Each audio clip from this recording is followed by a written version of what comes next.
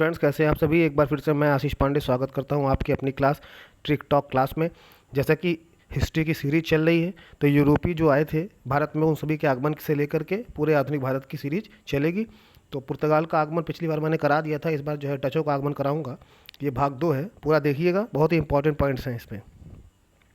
TikTok classes है यहाँ पे, super TET, CTET, UPTET, UPSC, UPWSC, हर तरह के एग्जाम की तैयारी निःशुल्क क्लासेस चलती हैं, फ्री ऑफ कॉस्ट।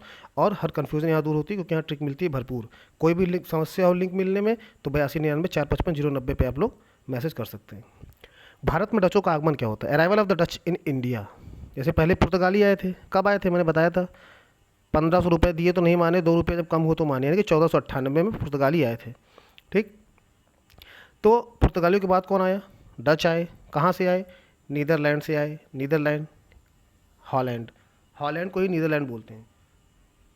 ठीक है, इनका इसलिए आए थे, ये सीधे सीधे इनका मेन मकसद था कि हमारे जो एशिया में क्या होता है, हमारे का मसाले बड़े फेमस हैं।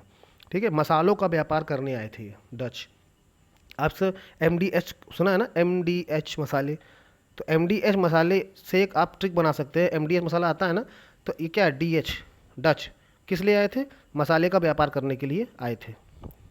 1596 में हाउटमैन, कॉर्नेलिस डी हाउटमैन, ये पहला डच नागरिक था जो भारत आया था। कब आया था? 1596 में।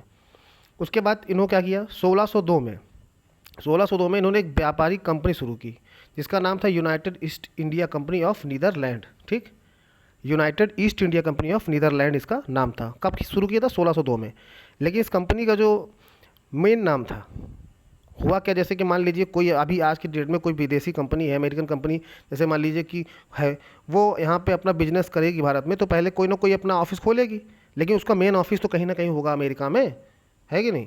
तो वो मेन ऑफिस जो था, उसका वास्तविक नाम क्या था? उसका था वेरिंगदे ऑस्ट इंडसे कंपनी।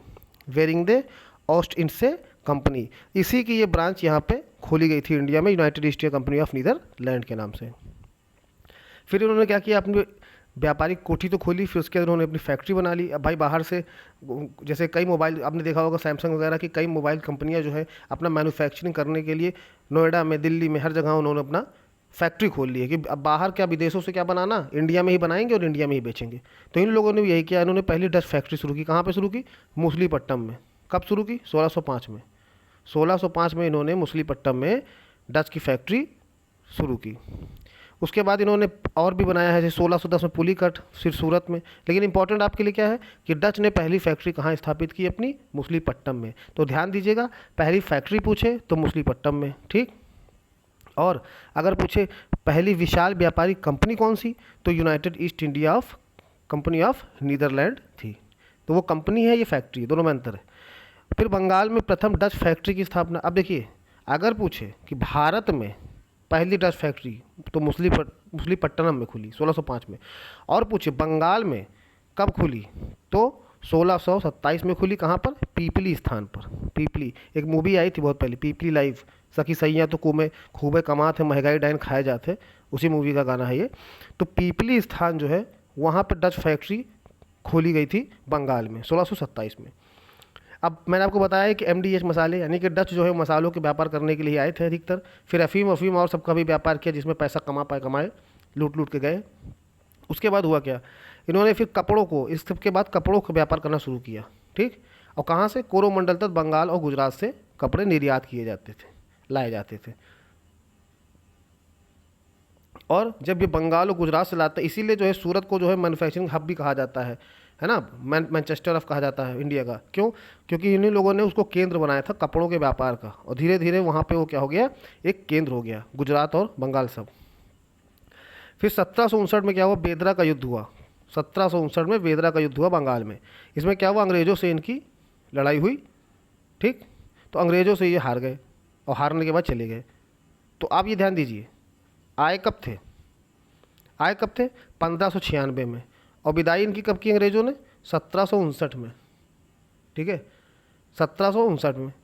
अब बेदरा के युद्ध में जब हारे थे, तो उसका सेनापति था जो उसका नेतृत्व किया था अंग्रेज़ों की तरफ से, वो था क्लाइव ने किया था।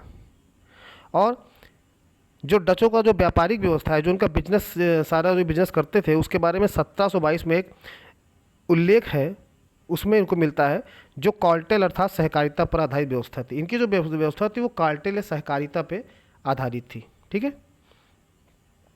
तो ये था डचों का आगमन। पुर्तगालियों का करा दिया, डचों करा दिया। अब आगे इसके बाद जो आने वाले हैं अंग्रेज, उनका कराया जाएगा, फिर फ्रांसीसी कराया जाएगा, फिर यूरोपीय आगमन खत्म हो जाएगा। उसके बाद युद्ध पे चलेंगे, कौन कौन से युद्ध हुए, कैसे कैसे हुए, कौन जीता, कौन क्यों हारा।